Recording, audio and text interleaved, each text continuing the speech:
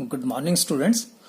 तो पहले हमने पढ़ा था कैपेसिटेंस के बारे में और उसका एक फार्मूला हमने डिराइव किया था C is equal to Q upon V, where Q is the charge given to the body and V is the potential arised on the body. Now today we will find out the capacitance of a spherical conductor. Capacitance of a spherical conductor. Capacitance of spherical conductor. अगर हमारे पास एक spherical conductor है, suppose कर लीजिए ये हमारे पास एक spherical conductor है और इसका ये सेंटर पॉइंट है और मान लेते हैं कि इसके ऊपर Q चार्ज है और चार्ज सेंटर में लोकेटेड है और स्फेयर का रेडियस R है.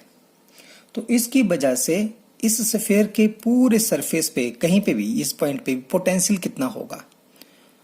तो पोटेंशियल कितना होगा, तो हम पोटेंशियल का फार्मूला निकालते हैं. Potential due to the charge is given by 4 pi epsilon naught into Q divided by R.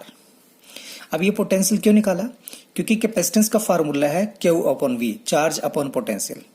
अब मैंने स्फेयर का कैपेसिटेंस निकालना है, फार्मूला यही लगेगा. चार्ज कितना मान लिया Q, V निकालना पड़ेगा पोटेंशियल. तो इस चार्ज की वजह से कुल पोटेंशियल कितना है, इतना दिया हुआ है. सो कैपेसिटेंस कितनी होगी, तो capacitance is equal to Q upon V. Q तो ये चार्ज दिया हुआ है, ये लिख दिया, और V कितना है 1/4 पाई epsilon not into Q upon R. यहां आप देखेंगे Q से Q कैंसिल हो गया और ये सारी रकम ऊपर चलेगी. तो आपके पास कैपेसिटेंस कितना है, 4 pi epsilon not into R. तो इस तरह से स्फेरिकल कंडक्टर अगर आपके पास होता है तो उसकी कैपेसिटेंस निकालने का फार्मूला हो गया 4 pi epsilon not into R. और ये कैपेसिटेंस के यूनिट क्या होते हैं, ये यूनिट भी फेराड होते हैं.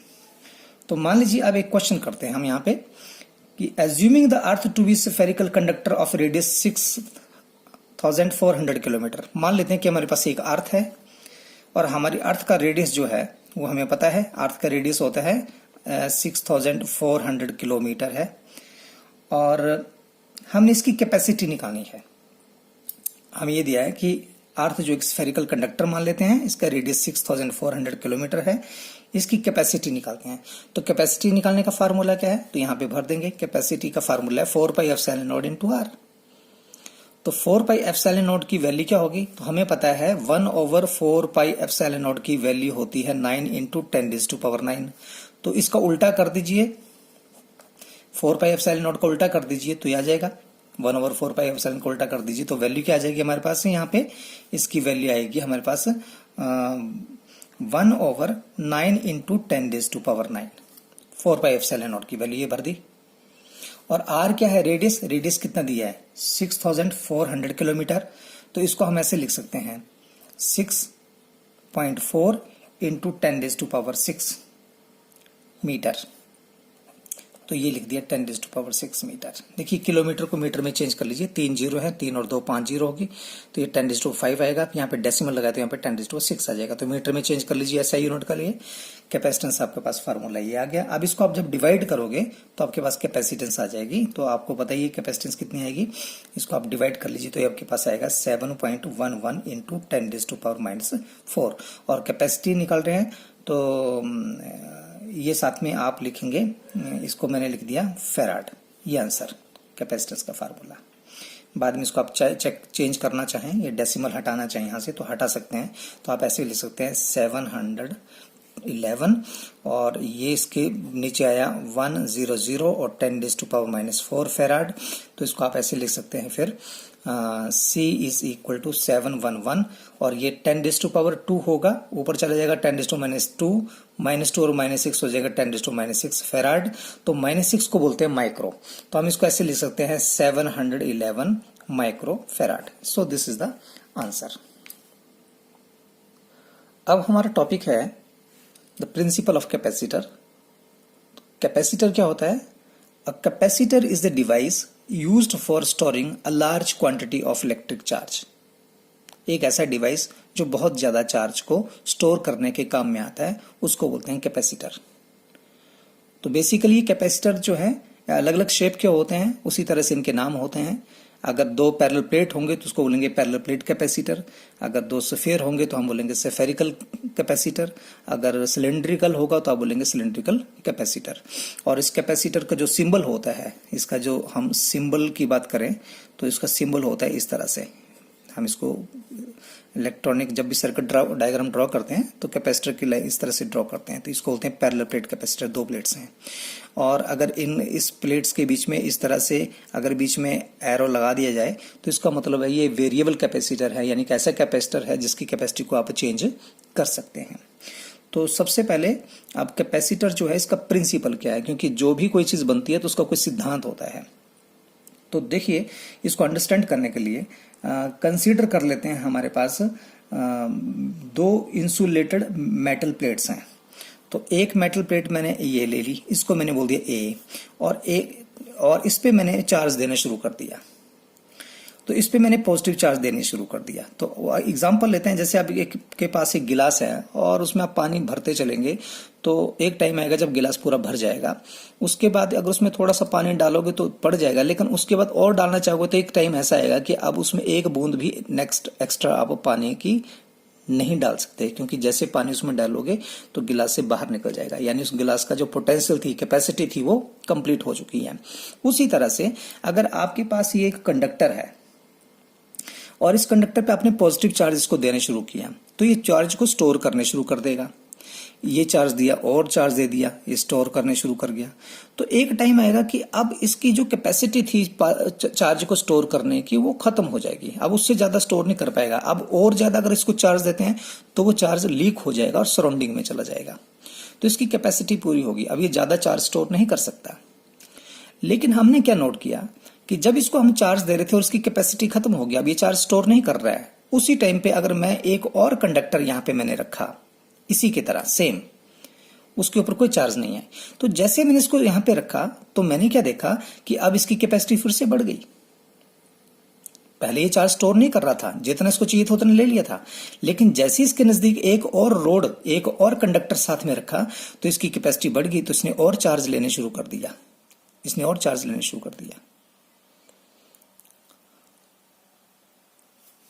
तो हुआ कैसे ये?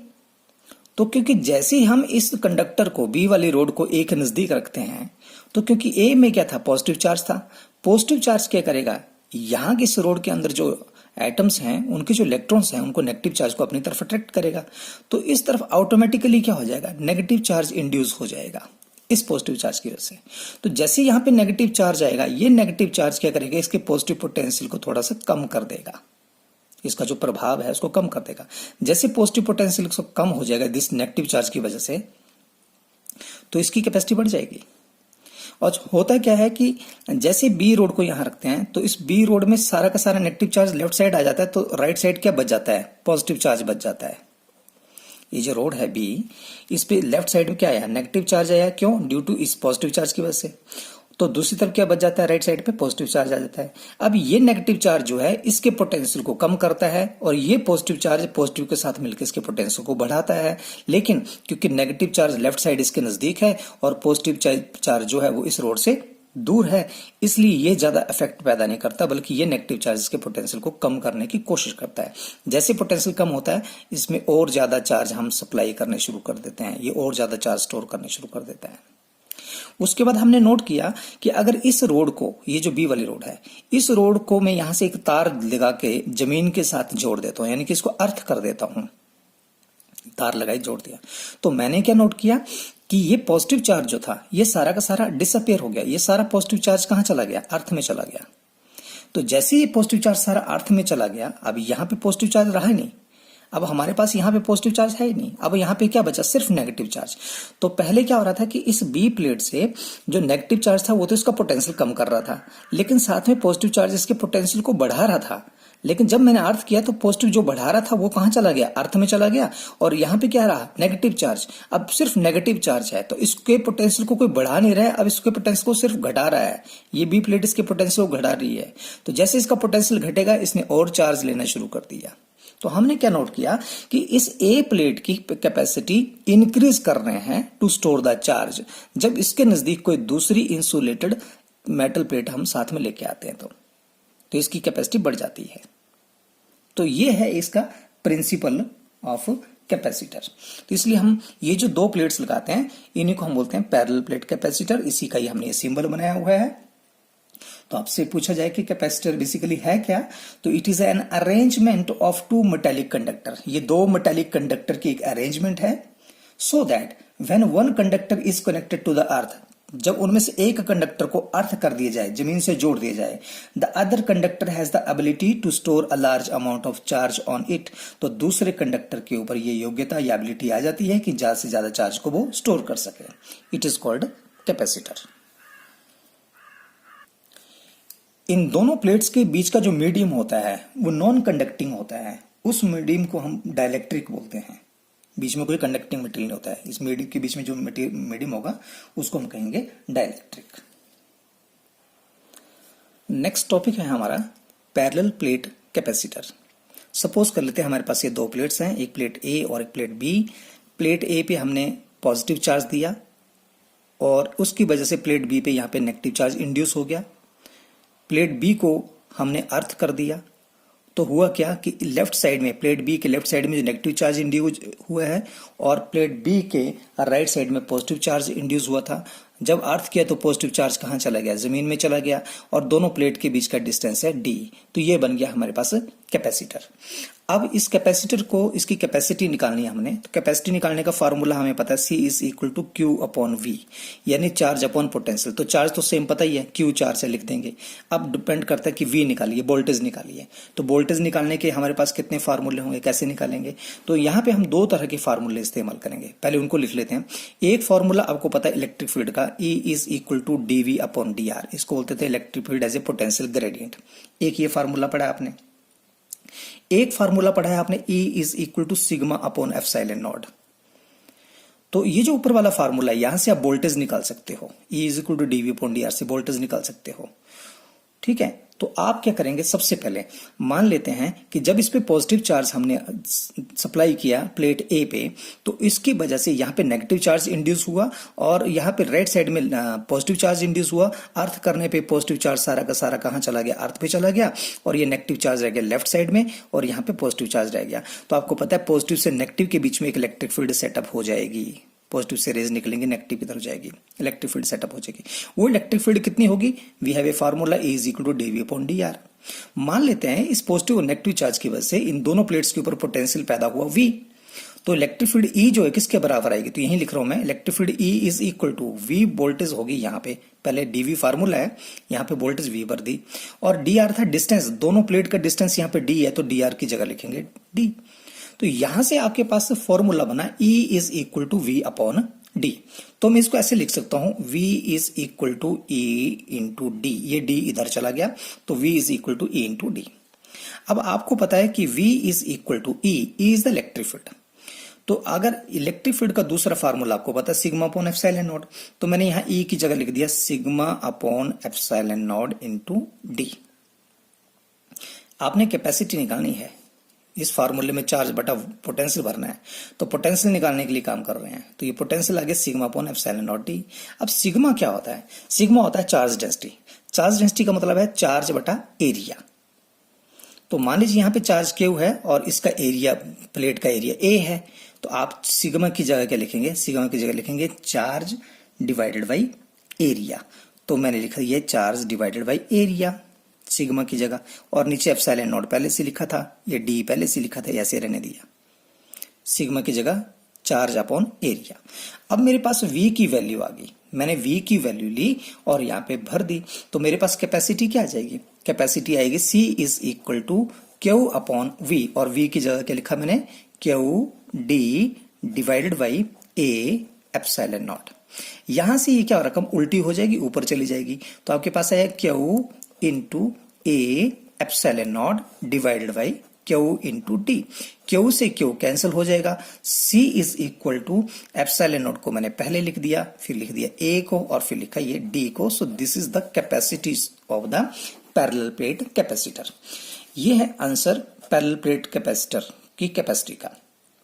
इस फॉर्मूले से ये क्लियर हो जाता है कि किसी भी पैरेलल प्लेट कैपेसिटर की कैपेसिटी ज्यादा कब होगी। देखिए, capacity is directly proportional to area. अगर प्लेट का एरिया ज्यादा होगा ए और बी का, तो इनकी कैपेसिटी ज्यादा होगी टू स्टोर द चार्ज। दूसरा, it is inversely proportional to the distance. अगर दोनों प्लेट का डिस्टेंस ज्यादा होगा तो कैपेसिटी कम होगी। डिस्टेंस कम होगा, दोनों प्लेट्स नजदीक नजदीक रखेंगे, तो इन कैपेसिटर की कैपेसिटी जो है चार्ज स्टोर करने की मैक्सिमम होगी। तो ये हमारे पास फॉर्मूला बन जाता है। इसी में एक और चीज है कि इफेक्ट ऑफ डाइलेक्ट्रिक। इसके बीच में अगर मान लीजिए ये वैक्यूम था भी, तो मैंने ऐसे लिखा, अगर इसके बीच में कोई ऐसा मीडियम जो है इन बिटवीन दो प्लेट्स हम ऐसा रखें जिसका डाइलेक्ट्रिक कांस्टेंट क्या है, के हो। इन दोनों के बीच में कोई ऐसा मीडियम रखें जिनका डाइलेक्ट्रिक कांस्टेंट क्या हो, के हो, तो कैपेसिटी क्या हो जाती है, तो कैपेसिटी हो जाती है एप्सिलॉन नॉट के ए अपॉन डी। यानी कि जब जितना आप यहाँ पे मीडियम रखोगे उसका जो डाइलेक्ट्रिक कांस्टेंट है जितना होगा उससे यहाँ पे मल्टीप्लाई कर देंगे, तो ये कैपेसिटी बन जाएगी अगर बीच में जो मीडियम रखा उसका डाइलेक्ट्रिक कांस्टेंट के हो तो। नेक्स्ट टॉपिक है हमारा capacitance of a capacitor when dielectric slab introduced in between the parallel plates of the capacitor. Suppose कर लेते हैं हमारे पास ये दो पैरेलल प्लेट्स हैं कैपेसिटर्स की, और इन दोनों के बीच का डिस्टेंस डी है। इन दोनों प्लेट्स को, ये प्लेट्स है लेकिन यहाँ पे मैं लाइन से खींच रहा हूँ दोनों तरफ, तो ये जो प्लेट्स हैं इनका एरिया मान लेते हैं ए है। तो हमें पता है अगर दो पैरेलल प्लेट्स ऐसे रखी हों तो एक पे पॉजिटिव चार्ज है एक पे नेगेटिव चार्ज है, तो और बीच में वैक्यूम है, तो इस कैपेसिटर की कैपेसिटी दी जाती है इस फार्मूले द्वारा, that is C naught is equal to epsilon naught A upon D. C naught represent करता है कि दोनों प्लेट्स के बीच में कुछ भी नहीं है, वैक्यूम है, तो ये कैपेसिटी है। Capacity is directly proportional to area of the plate and inversely proportional to the distance between the plates. पर अब क्वेश्चन यह है कि इस कैपेसिटर की कैपेसिटी में क्या फर्क पड़ेगा अगर उसके बीच में हम डाइलेक्ट्रिक स्लैब को इंट्रोड्यूस कर दें। इसके बीच में डाइलेक्ट्रिक स्लैब अगर हम रख दें तो आइए इसमें एक डाइलेक्ट्रिक स्लैब रखते हैं। ये हमारे पास एक डाइलेक्ट्रिक स्लैब हमने इन दोनों प्लेट्स के बीच में इंट्रोड्यूस कर दिया, और मान लेते हैं इस डाइलेक्ट्रिक स्लैब की थिकनेस जो है वो टी है और इस डाइलेक्ट्रिक स्लैब का डाइलेक्ट्रिक कांस्टेंट के है। तो अब हम निकालेंगे पोटेंशियल। क्यों? क्योंकि कैपेसिटी निकालने का फार्मूला होता है capacity of the capacitor is given by the charge upon potential. तो अगर हम पोटेंशियल की बात करेंगे पहले, तो उससे पहले एक बात नोट करें कि ये जो आपके पास पॉजिटिव प्लेट थी और ये नेगेटिव प्लेट थी, तो पॉजिटिव और नेगेटिव प्लेट के बीच में एक इलेक्ट्रिक फील्ड सेटअप हो जाती है इस डायरेक्शन में, पॉजिटिव से नेगेटिव डायरेक्शन में। उस इलेक्ट्रिक फील्ड को हम शो करेंगे ई नोड। जब हमने डाइलेक्ट्रिक स्लैब इंट्रोड्यूस नहीं किया था उस टाइम पे ये पॉजिटिव से नेगेटिव की तरफ जो इलेक्ट्रिक फील्ड थी उसको मैंने शो कर दिया ई नोड से, electric field from positive to negative. अब डाइलेक्ट्रिक ऐसे मटेरियल होते हैं कि जो कंडक्टर तो होते नहीं हैं, लेकिन जब उनको इलेक्ट्रिक फील्ड के बीच में रखा जाए तो उनके ऊपर चार्ज इंड्यूस हो जाता है। तो ये जो पॉजिटिव चार्ज है इस साइड डाइलेक्ट्रिक मटेरियल के इस साइड यहां पे नेगेटिव चार्ज इंड्यूस हो जाएगा, और जो नेगेटिव साइड है प्लेट की उधर डाइलेक्ट्रिक स्लैब के पॉजिटिव चार्ज इंड्यूस हो जाएगा, क्योंकि डाइलेक्ट्रिक मटेरियल है। अब आपको पता है कि पॉजिटिव से नेगेटिव की तरफ यहां पे भी इलेक्ट्रिक फील्ड सेटअप हो जाएगी। इस इलेक्ट्रिक फील्ड को आप रिप्रेजेंट करते थे ईपी से। EP means electric field due to the polarisation. तो आप ये नोट करें कि ये जो बाहर से इलेक्ट्रिक फील्ड जो थी, जो हमने अप्लाइड इलेक्ट्रिक फील्ड थी, वो थी ई नोड, और यहां पे जो इलेक्ट्रिक फील्ड डायरेक्शन आई वो इस डायरेक्शन में आ गई, that is called electric field due to polarisation. तो हमने ये नोट किया कि ये जो बाहर वाला एरिया है इस स्लैब को छोड़ के, ये वाला और ये वाला, यहां पे तो इलेक्ट्रिक फील्ड ई नोड ही होगी, लेकिन बीच वाले हिस्से में इलेक्ट्रिक फील्ड ई नोड नहीं हो सकती। क्यों? क्योंकि ई नोड की डायरेक्शन इधर है और ईपी की डायरेक्शन इधर है। तो ये वाली जो है इलेक्ट्रिक फील्ड उस इलेक्ट्रिक फील्ड को थोड़ा सा कम कर देगी, उसको बोलते हैं reduced value of electric field. और वो किसके बराबर आती, तो मैं यहीं पे लिख देता हूं, E is equal to E naught minus EP. यानी कि ये जो इलेक्ट्रिक फील्ड है यहां पे हमने बोला वो कितना आया, E is equal to E naught minus EP. E naught इस डायरेक्शन में जा रही है, ईपी इस डायरेक्शन में जा रही है। तो अगर मान लीजिए इस डायरेक्शन में 10 जा रही है और इस डायरेक्शन में 4 जा रही है, तो टोटल कितनी होगी, 6। 10 माइनस 4 6। तो ये आ गई reduced value of the electric field. अब हम निकालेंगे पोटेंशियल। तो पोटेंशियल का फार्मूला क्या था? पोटेंशियल का फार्मूला हमारे पास था, देखिए electric field is equal to dv upon dr। यहां से हम पोटेंशियल निकालते हैं, तो पोटेंशियल की जगह मान लेते हैं कि ये जो कैपेसिटर था उसका पोटेंशियल v था, ये जो पैरेलल प्लेट्स थी इनका पोटेंशियल v था। तो यहाँ पे हम v लिखेंगे और इनके बीच का डिस्टेंस जो है वो d दिया है, तो dr की जगह आप d लिखेंगे। तो आपके पास पोटेंशियल किसके बराबर आता था? Potential is equal to electric field into distance. So this is the formula potential निकालने का, electric field into the distance. यहां पे इस केस में अगर पोटेंशियल निकालेंगे तो आप इस तरह से निकालेंगे, पोटेंशियल इज इक्वल टू, अब इलेक्ट्रिक फील्ड बीच में कितनी है, इस एरिया में इलेक्ट्रिक फील्ड कितनी है, आप बोलेंगे E, तो मैंने लिख दिया E, क्योंकि पोटेंशियल का फार्मूला है इलेक्ट्रिक फील्ड इनटू डिस्टेंस। यहां पे इलेक्ट्रिक फील्ड E है और इसका डिस्टेंस कितना है यहां से यहां T, तो आप लिखेंगे T प्लस बाकी हिस्से में इलेक्ट्रिक फील्ड कितनी है E नॉट, क्योंकि बीच में ही है सिर्फ E, साइड में इलेक्ट्रिक फील्ड इस एरिया में कितनी होगी E नॉट, तो आपने लिखा E नॉट। तो बाकी ये डिस्टेंस कितना है, ये और ये टोटल डिस्टेंस कितना है, तो कैपिटल ये जो D था इस D से T को माइनस कर दीजिए, तो बाकी आपका डिस्टेंस बच गया D माइनस T। ये T को काट दीजिए इसमें से, तो ये बाकी बच गया आपका D माइनस T। ये आपके पास आ गया पोटेंशियल।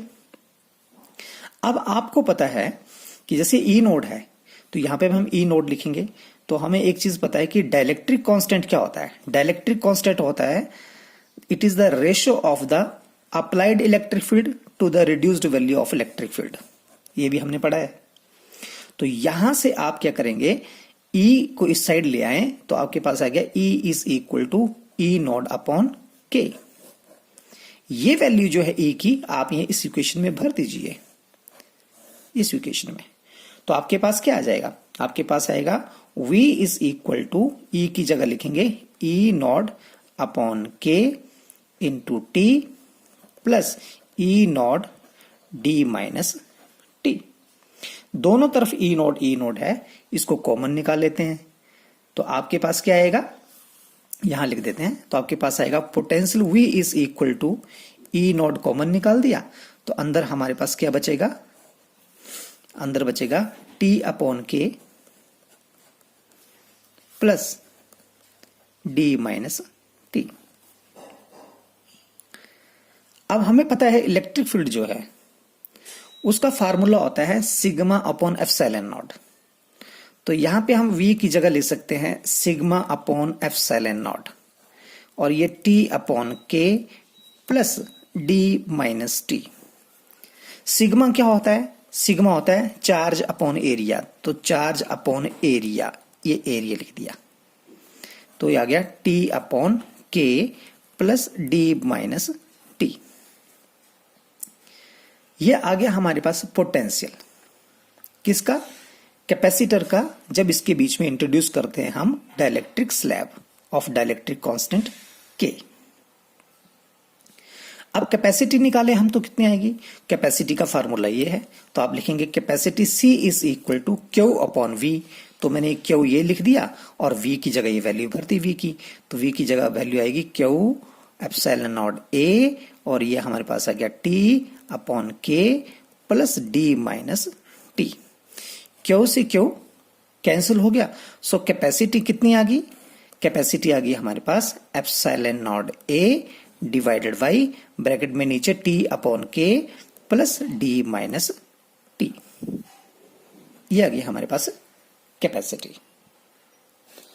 मान लीजिए कि ये जो आपके पास डाइलेक्ट्रिक स्लैब था इसकी थिकनेस जो T थी, अगर ये डाइलेक्ट्रिक स्लैब बहुत बड़ा होता और इसकी थिकनेस भी इसके बीच बराबर होती, D के बराबर, दोनों प्लेट के बीच में फिट आ जाता पूरा, यानी T D के बराबर होता, तो अगर आप लिखते हैं if T is equal to D, अगर T D के बराबर होता तो ये इक्वेशन क्या होती, तो आप इस इक्वेशन को लिखते capacitance C is equal to epsilon not A divide by T की जगह आप D लिख दीजिए, तो यहां लिखेंगे D upon K plus D minus T की जगह फिर से लिखेंगे D, तो हमारे पास क्या आएगा, D से D कैंसिल हो गया, ये आपके पास क्या आया, K ऊपर चला जाएगा, epsilon not A K divided by D। ये कैपेसिटी आई कैपेसिटर की जब आपने डाइलेक्ट्रिक स्लैब इंट्रोड्यूस किया जिसका डाइलेक्ट्रिक कांस्टेंट क्या था, K। अब हमारी पहली वाली इक्वेशन जो है, अगर आप स्टार्टिंग वाली इक्वेशन देखें आप कैपेसिटर की, तो इस तरह से है, ये वाले दी हुई है, C naught is equal to epsilon naught A upon D, यानी epsilon naught A upon D की जगह मैं सी नॉट लिख सकता हूं। तो मैं यहाँ पे epsilon naught A upon D की जगह सी नॉट लिख सकता हूं। तो मेरे पास इज इक्वल टू आएगा सी नॉट, इसकी जगह मैंने लिख दिया सी नॉट और आगे लिख दिया मैंने के। तो यहां से क्लियर हो जाता है कि ये जो कैपेसिटी है कैपेसिटर की वो कितनी होगी, सी नॉट के, यानी पहले उसकी कैपेसिटी थी सी नॉट और डाइलेक्ट्रिक स्लैब इंट्रोड्यूस करने के बाद उसकी कैपेसिटी होगी सी। ये सी जो है उससे कितनी ज्यादा है, के टाइम्स, जितना डाइलेक्ट्रिक कांस्टेंट है उससे मल्टीप्लाई करके फिर ये कैपेसिटी आता है। इसका मतलब ये हुआ कि capacitance of the capacitor increases on introducing a dielectric slab in between the plates, कि जब भी कैपेसिटर की प्लेट के बीच में डाइलेक्ट्रिक स्लैब आप इंट्रोड्यूस करोगे तो उसकी कैपेसिटी इंक्रीज हो जाएगी, बढ़ जाएगी। This is the answer. Next topic है हमारा capacitance of parallel plate capacitor when conducting slab partially फिल्स the space in between plates. पहले हमने डाइलेक्ट्रिक कांस्टेंट रखा था, अब हम यहाँ पे कंडक्टिंग स्लैब रखेंगे, तो देखेंगे कि क्या कैपेसिटर की कैपेसिटी बढ़ती है या नहीं।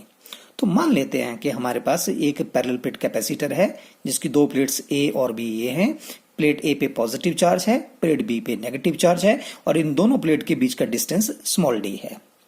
मान लीजिए अभी इसके बीच में हमने ये कंडक्टिंग स्लैब नहीं रखा है, तो पॉजिटिव से नेगेटिव की तरफ एक इलेक्ट्रिक फील्ड सेटअप हो जाएगी, इस तरफ इलेक्ट्रिक फील्ड जाएगी जिसको आप ई नॉट से रिप्रेजेंट करोगे और इस कैपेसिटर की कैपेसिटी जो होगी उसको आप लिखोगे C naught is equal to epsilon naught A upon D.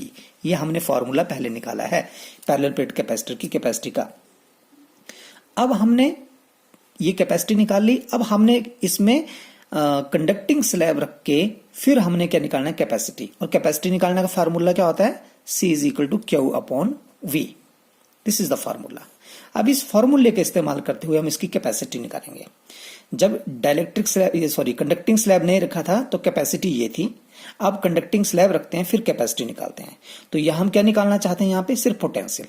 तो जब आपने कंडक्टिंग स्लैब रखा और मान लेते हैं कंडक्टिंग स्लैब इसकी थिकनेस कितनी है, टी है, और आपको पता है कंडक्टिंग जो मटेरियल होगा उसमें फ्री इलेक्ट्रॉन्स होंगे, तो सारे पॉजिटिव चार्ज की वजह से सारे फ्री इलेक्ट्रॉन जो है नेगेटिव चार्ज इस साइड आ जाएगा, इस तरफ नेगेटिव चार्ज आ जाएगा और जाहिर सी बात है इस साइड पॉजिटिव चार्ज आ जाएगा, कंडक्टिंग स्लैब है तो।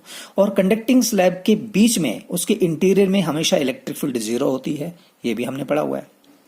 तो इलेक्ट्रिक फील्ड बची कहां पे, अंदर तो इलेक्ट्रिक फील्ड जीरो है। अब हमने पोटेंशियल निकालते हैं, तो पोटेंशियल का फार्मूला होता है electric field into distance, electric field into distance. तो आप देखें यहां पे इलेक्ट्रिक फील्ड कितनी है, जीरो, डिस्टेंस कितना है, टी, तो जीरो इंटू टी जीरो, बाकी क्या डिस्टेंस बचा, डी माइनस टी। इस डी से टी को घटा दीजिए, बाकी डिस्टेंस बच गया। तो वहां पे इलेक्ट्रिक फील्ड क्या होगी, ई नॉट।